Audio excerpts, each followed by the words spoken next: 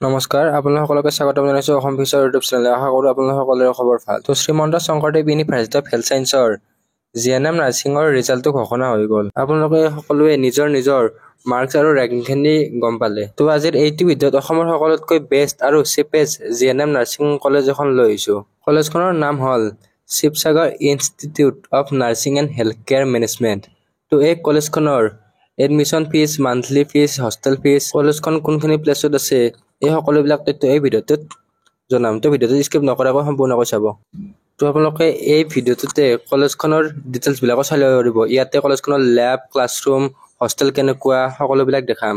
তো কলেজখনত আপোনালোকে এই ফিজতে বাছ বা ট্ৰান্সপৰ্ট এইবিলাক পাই যাব তো কলেজখনৰ নাম হৈছে Sivasagar institute of nursing and health care management এইখন শিৱসাগৰত অৱস্থিত শিৱসাগৰ বনিয়াবাৰীত অৱস্থিত এই কলেজখনত এডমিশন ল'বৰ কাৰণে আপোনালোকে SSUHS-ৰ জিএনএম নাৰ্ছিঙৰ এন্ট্ৰেন্স এক্সামটো দিয়া হ'ব লাগিব তো জিএনএম নাৰ্ছিং এন্ট্ৰেন্স এক্সাম দিয়াটো কম্পালসৰি SSUHS-ৰ জিএনএম নাৰ্ছিঙৰ এন্ট্ৰেন্স এক্সামত যদি আপোনালোকে জেনেৰেলৰ কেটেগৰীৰ পৰা হয় তেনে 26 মাৰ্কৰ ওপৰত লাগিব আৰু বেলেগ কেটেগৰী SC ST OBC ৰ কাৰণে 25 ৰ ওপৰত লাগিব তো এইখিনি qualifying mark next admission fees কিমান তো এই কলেজখনত এডমিশন ল'বৰ কাৰণে আপোনালোকে এডমিশন ফিজ বহুতে কম হয় এডমিশন ফিজ মাত্ৰ 20000 টকা দিব লাগে তো 20000 টকাতে এডমিশনটো হৈ যাব ইয়াতে আপোনালোকে মান্থলি টিউশন ফিজ 10000 টকা দিব লাগিব আৰু হোষ্টেল ফিজ 6000 টকা দিব লাগিব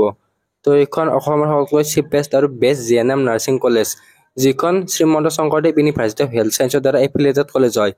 আৰু এই কলেজখন আসাম নাৰ্ছিং কাউন্সিল আৰু ইণ্ডিয়ান নাৰ্ছিং কাউন্সিলিঙৰ দ্বাৰা এপ্ৰুভ কলেজ হয় তো ইয়াৰে সিট কেপাসিটি 50টা আছে কিন্তু এতিয়া 35টা সিট অলৰেডি ফিল আপ হৈ গৈছে মাত্ৰ 15টা মানে সিট খালি আছে তো এইবিলাকৰ সিট সোনকালে ফিল আপ হৈ আছে তো ইয়াৰে ডিসপ্লেত নম্বৰ দিয়া আছে আৰু ডেসক্ৰিপচনতো নম্বৰ দিয়া আছে তো সেই নম্বৰটোত কল কৰি আপোনালোকে সিটটো বুকিং কৰিব পাৰে নহলে এডমিশন ল'ব পাৰে এই কলেজখনত আপোনালোকে ওয়েল এস্টাবলিশ আৰু উন্নত মানৰ ল্যাবৰেটৰী লাইব্ৰেৰী এইবিলাক পাব